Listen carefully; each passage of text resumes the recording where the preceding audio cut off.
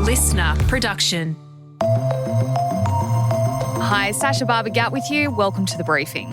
Aussies aren't normally the ones to love big businesses or a tall poppy. So why are we so obsessed with Bunnings?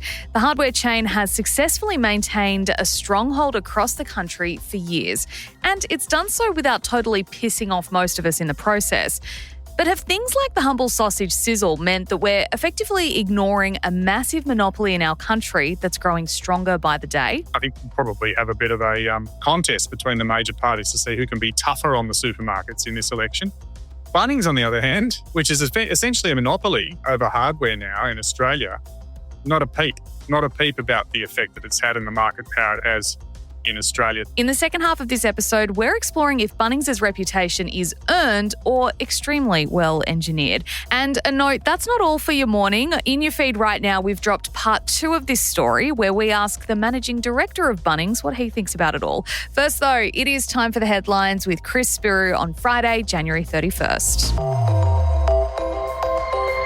Morning, Sash. Morning, everybody, and happy Friday. How does cheaper public transport sound? What about 50-cent fares on all buses, trains, ferries and trams around the country? Well, that's what the Greens leader Adam Bandt is calling on the Prime Minister to do, a move he says will save Australians thousands of dollars a year. It comes after Queensland dropped all its public transport fares to 50 cents a trip, first trialled by Labor and implemented by the incoming Liberal Party last year. The Greens say it is a key election policy for their federal election campaign, despite public transport being controlled by the states and territories. Yeah, so the Parliamentary Budget Office estimates this would cost $8 billion over 4 years, a bill that Bandt says will be covered by higher taxes for big corporations and super wealthy individuals. So this would, require the Greens to get into power, which is extremely unlikely. But, he'll use it as a way to push the federal government to maybe consider stepping in here. But based on the party's own analysis, not only will it help reduce traffic and overall emissions right across the country, it will also see the average full-time worker in Melbourne save about $2,400 a year. It'd be about $2,100 for people in Sydney, $2,000 for people in Perth, and for those in Adelaide, it'd be $1,800. So I can't imagine anyone would be mad at this policy as long as it could be paid for.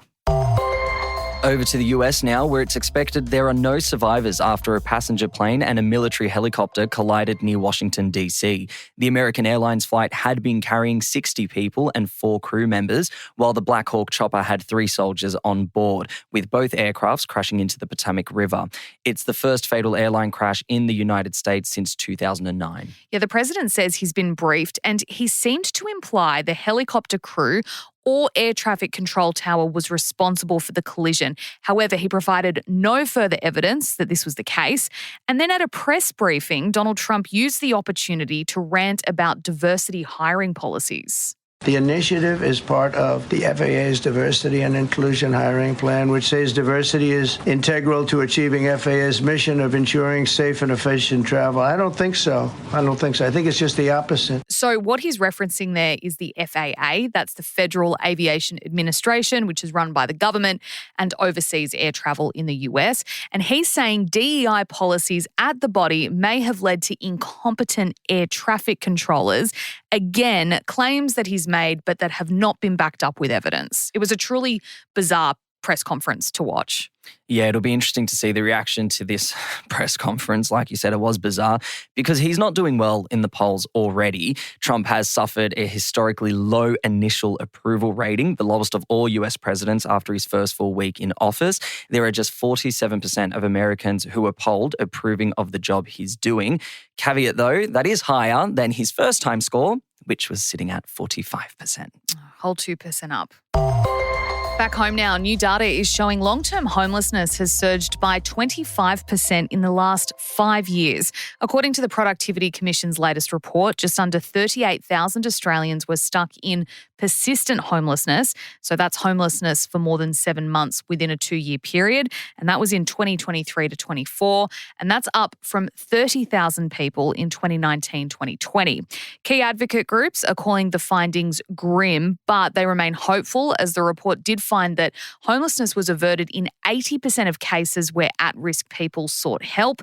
Homelessness Australia says that's evidence that early intervention is effective, and they're using this to advocate for further funding in the system it says clearly works. Yeah, interestingly, the report also found more than 10% of those who did find housing through these services, so around 15,000 people, later ended up without a home. And despite annual funding rising 26% to $1.5 billion since 2020, an average of 208 people are still turned away from these services a day. And this, of course, comes as the Albanese government is set to deliver the first round of its $10 billion social and affordable housing fund, which is supposed to create more than 13,000 new homes. And the two astronauts stranded on the International Space Station have gone on a space walk overnight. Yay! You might remember Butch Wilmore and Sonny Williams. The pair were sent up to the ISS on a Boeing mission in June last year. It was supposed to last 8 days. Spoiler alert, they're still there, obviously, with a SpaceX mission to pick them up that was scheduled for next month, delayed until March. Yeah, the pair are expected to spend 6.5 hours outside the space station, removing radio communication hardware and searching for microbes. Donald Trump has made a plea to Elon Musk to go get Williams and Wilmore on his social media site Truth, saying they've been virtually abandoned there by Joe Biden. I mean, why blame Joe Biden? And as you mentioned, a SpaceX mission, that's Musk's company, is already scheduled for March, so no doubt Trump will be looking to take credit for it once it all happens, even though it was organised while Biden was still in office. Look, I have some other breaking space news this morning. Of course you do. A 100-metre wide asteroid is on a collision course with Earth and could hit us in 2032. Okay. So this news has triggered global planetary defence procedures for the first time. Yeah. So it's significant, but everyone pump the brakes. No need to start ticking things off your bucket list. We're more than likely going to be totally fine. But it's called Asteroid 2024 YR4. It was spotted by an automated telescope in Chile on the 27th of December last year. But it's since risen to the top of impact risk lists that are maintained by the US and European space agencies. So based on measurements that they've been able to gather so far, the asteroid has a 1.3% chance of smashing into Earth on the 22nd of December 2032. That's promising. That's promising. Yeah. So look, if we put it another way, that's a 99% probability it'll just barrel past us without incident. No need to start rushing through your bucket list, like I said before. Very good. However, I do want to talk about the detection of the asteroid, which has activated these two UN-endorsed global asteroid response groups. Who knew these existed? One's called the International Asteroid Warning Network. That's going to make further observations of this rock and narrow down uncertainties in its orbit, while the Space Mission Planning Advisory Group has also been alerted, and what they could do is propose a plan to intervene if we needed it to. So, like how you hear about people shooting rockets at things to send them off a course. It's a real thing, and that's what they could advise to do should we end up with a greater risk that this asteroid is going to hit. Now, let's put some facts in place. This sort of asteroid would not unleash a mass extinction event like we saw 66 million years ago with the dinosaurs.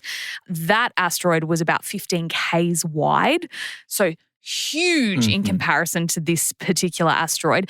But a 100-metre wide space rock would still have this potential to cause catastrophic damage on the city scale. So it's enough for them to be like, okay, we need to keep an eye on this. So yeah, 22nd of December 2032, we could see this asteroid hit. But like we said, it's more like it's a slightly over 1% chance. And all these agencies are, swinging into action. So we'll probably be fine. You have a surprising hyperfixation and fascination with space. I didn't know this about you. I just find space fascinating. And I think it's given me a very clear direction as to your parting gift when you inevitably go on maternity leave later this year. I'm stoked. What? What's my gift? It's going to be something around space.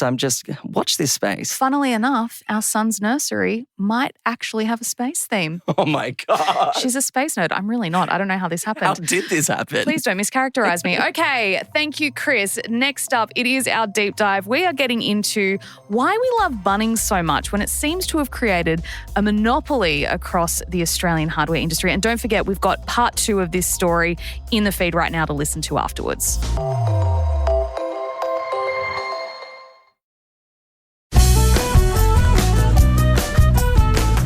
agree there are few Aussie jingles as recognisable as this one.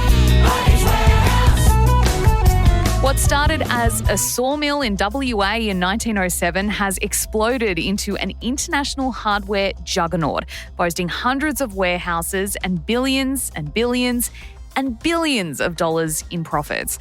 Most of us speak pretty fondly of Bunnings, whether it's the fact it's a one-stop shop for all things home DIY or that it sells cheap sausage sizzles every weekend. The general feeling towards the store is positive. But let's contrast this for a moment with Coles, Woolies or Qantas, all of which are largely hated and criticised by the Australian public. At the end of the day, they all share similar characteristics. They're big Aussie companies with monster profits that have managed to shut out or shut down any sort of competition. The one difference with Bunnings is that it's managed to completely monopolise the Australian hardware industry, with its most recent competitor, Masters, out of business within 5 years of launching.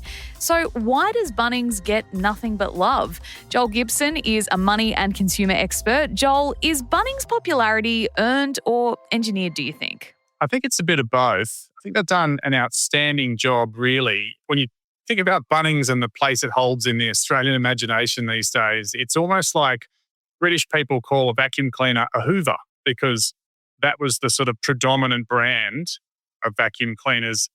We now refer to hardware as Bunnings. It's almost like we've forgotten that there were other ways once upon a time and other places to buy those products.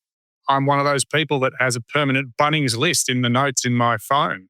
I'm constantly adding to it, and every second weekend I'm ducking up there to get some stuff. And I'm sure a lot of people are like that. So it's become part of the fabric of Australian kind of weekend life. The sausage sizzles, the community sports and schools that they support through those, and the links they forge, and just the sort of customer service. I think all of those things have made it a very, very successful business in Australia, to the detriment of mum and dad hardware stores and other kind of retailers, definitely. But we haven't really seen the sting in the tail yet, or certainly hasn't copped a lot of flack for some of the dominance that it has in the market. How did Bunnings manage to monopolise the Australian hardware industry? Obviously, it's part of a very large, very deep-pocketed company in Wesfarmers. First and foremost, it's availability, right? It's convenience, it's scale. It's just there is a Bunnings near probably 80% of the Australian population, somewhere within striking distance of the Australian population. I think price has been absolutely crucial. It does source a lot of stuff from China, which is either exclusive to Bunnings or which is as cheap as Bunnings as it is anywhere else. The scale of the store and the range means that you only have to go to one place to get everything you want often. And so consumers love, more than anything else, convenience and price. And when you have those two things in one package, it's very easy to scale very quickly. And that's what Bunnings has done. You mentioned previously the idea of, mum and dad hardware stores, specialty shops, paint shops, pool shops, garden stores, nurseries. So many have been forced to close over the last few decades because they simply can't compete with Bunnings on what you mentioned on the scale of their offering, on how cheaply they're able to offer their products. Do you think this is something that should potentially be better regulated by the government? This idea of companies being able to completely shut out, the small business aspect of an industry? Or is this just kind of a fact of capitalism and how it works? Well, it's interesting to compare Bunnings to the supermarkets or to Amazon, for example. The supermarkets have been copying an absolute blogging in the past year from politicians and consumers, regulators, over the market power that they have. We're going to almost certainly see some changes to regulation around supermarkets before the federal election. I think we'll probably have a bit of a contest between the major parties to see who can be tougher on the supermarkets in this election. Bunnings, on the other hand, which is essentially a monopoly over hardware now in Australia, not a peep about the effect that it's had in the market power it has in Australia. So that's a really interesting comparison. I think there's a fine line for some of these businesses between getting away with it and then, look at supermarkets, look at Qantas and the flack they've copped in recent years, partly just because I think they've trampled all over their own social license, if you like. The supermarkets did a few things in short shrift that really irritate customers. They raised prices very steeply. They would say they had no choice in that. Inflation in their costs was passed on to customers. They mistreated suppliers And so they've copped a lot of flack from farmers and other suppliers for that. And then I think the other thing that they've been whacked for on a couple of occasions in recent years is mistreating their employees. And so when you have that sort of trifecta, you can go very quickly from the addict to the seller in the public kind of imagination.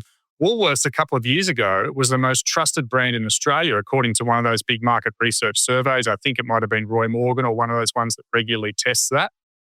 It's been a very rapid fall from grace for them. Qantas also, Qantas was on the nose a little bit for years, but when they were caught out selling those seats that didn't exist, that was like the straw that broke the camel's back for the Qantas reputation. It was a long way back after that. And Amazon, you see Amazon copping flack for shutting down mum and dad businesses now too. But a lot of Australians love Amazon. I'm one of those people that uses it all the time in spite of the impact it's having on local markets. You talked there about all of the things that Bunnings has managed to get right. They've managed to keep their prices low. Their staff, as far as we know, are well treated and happy, and they have a really great hiring policy as well. You get so much diversity when you walk into a Bunnings store, people from every generation, every background. They do all that stuff right. And one of their marketing tactics, which people are probably familiar with if you've ever watched television for 30 seconds, is if you see they'll beat it by 10% if there's a cheaper price on a stocked item. But that's actually a bit of a sneaky marketing tactic. Explain to us how they get around that and why it's sneaky. It's clever. It's very clever because in some cases they do stock the products that are stocked elsewhere, and so you can do that direct price comparison, maybe save 10%. But in many cases, they either stock products that are exclusive to Bunnings in Australia, and so your chances of finding it cheaper somewhere else or in comparing it are nil. Or what they do, if you look at cleaning products, for example, I've made some content over the years about how you can save by buying your cleaning products at Bunnings versus the supermarkets, but you have to buy them usually in bigger package sizes. So they don't have the same package sizes as the major supermarkets, and that way they're not competing directly where they are competing in a sense with the supermarkets on those products. So again, you're not going to find that exclusive package size anywhere else in Australia sometimes, and so you can't take advantage of that 10% price promise. We touched on it a bit before, the positive PR, how it's become part of the social fabric of Australia, saying, you need to get something from a hardware store. You just say, I've got to go to Bunnings. Like, there's no one else you can mention. The sausage sizzles, the charity partnerships, the staffing policies, the Bunnings rave recently that Peking Duck got involved in. Would you agree that all of this is what makes Bunnings popular with people? It's that positive PR that they don't actually set out to do specifically. It's not necessarily done by a PR company or a PR agency. We do it ourselves when we talk to each other about, I've got to go down to Bunnings and have a sausage. Oh, yeah, I can't wait to have a sausage this weekend. Is that it? Is that it's just managed to become synonymous with kind of good times and happiness, I guess? Yeah, it has. And I suspect that they do it very intentionally. I'm sure there's some very clever strategic brains who were behind that strategy in the first instance. They may not be executing it now, but, businesses talk about their stakeholders. They have the customers, have the shareholders, they have the staff, and they have the community. And Bunnings is very good at playing each of those stakeholders individually. So most people have had, who've got kids, have had a school or a sporting team that's had a sausage sizzle at Bunnings at some point. Most people have shopped at Bunnings and bought their hardware, for a very low price. It's usually pretty convenient. I'm not a shareholder. Most of us actually are probably shareholders through our super without realising it. But I'm not an active shareholder of Bunnings, but I'm sure they're pretty happy with how things are going. And, let's not forget that the major competitor the Woolworths Group did try to introduce a competitor to Bunnings at one point and failed, Masters Hardware. And they couldn't compete because Bunnings had too big a head start on them. So, yeah, Bunnings is away. The horse is out of the gate. And it's very hard to see what's going to stop it at this point. Do you think we should be more critical of Bunnings? Do you think that that's missing from the conversation around the store? I think we need to be very, very careful about any business that has a monopoly in its market. We're talking a lot about supermarkets and the duopoly. We talk a lot about energy companies and the sort of triopoly in energy, and there's a duopoly in insurance, home and car insurance. Most industries in Australia, there's one or two big companies that dominate, and we tear our hair out about that. And there's all sorts of, reforms to competition policy being debated at the moment in Canberra as well. So we do need to be particularly careful when we see a market where there is essentially a monopoly, because while at the moment Bunnings prices are low, they would have the market power now if they wanted to raise the price of hardware across the board. Arguably, they may then destroy the social license they've created, and they may be conscious of that, but they would have the market power to do that if they wanted to. Before we let you go, Joel, what responsibility do these businesses have to the public, and is Bunnings fulfilling those responsibilities? At the moment, I think broadly it is, because I don't see evidence of price gouging in Bunnings, for example. If Bunnings started putting up prices on hardware in the way that supermarkets have put up prices on groceries over the past couple of years, I think that would really start to strain the relationship with their customers and with politicians and others. At the moment, part of the reason that Bunnings isn't copping the flack those other businesses are copping is because it hasn't raised its head above the parapet. It's been going about its business and sticking to its knitting. And Bunnings' core business is convenience, price, and also those sort of connections with community, which create that feel-good buzz, that warm, fuzzy feeling about a brand. And they've been very successful at that. I think they'd be mad to endanger that. But like I said, they do have the market power to take advantage of it if they wanted to, and let's hope that doesn't happen. Joel Gibson, thank you so much for joining us today. It's hard. It feels like it goes against the grain to maybe ask these questions of a store like Bunnings, but I think we did a good job. Appreciate your time. It's like criticising Santa Claus, isn't it? But yeah, I think these are important questions to ask, and we need to keep all these big businesses honest. So thanks for having me. That was Joel Gibson speaking with me there. And be sure to check right back in the feed once you finish listening to this. I actually chatted with Bunnings Managing Director Mike Schneider about his take on this whole conversation. So that is available right now in your feed. Make sure you go have a listen. And that is it for this episode of The Briefing. Before you go, we'd love it if you could share this ep with someone you think might enjoy it. And if you want to keep up with our other content, we're on Instagram at The Briefing Podcast. We're also on TikTok and YouTube. Search Listener Newsroom. I'm Sasha Barbagat. See you next time.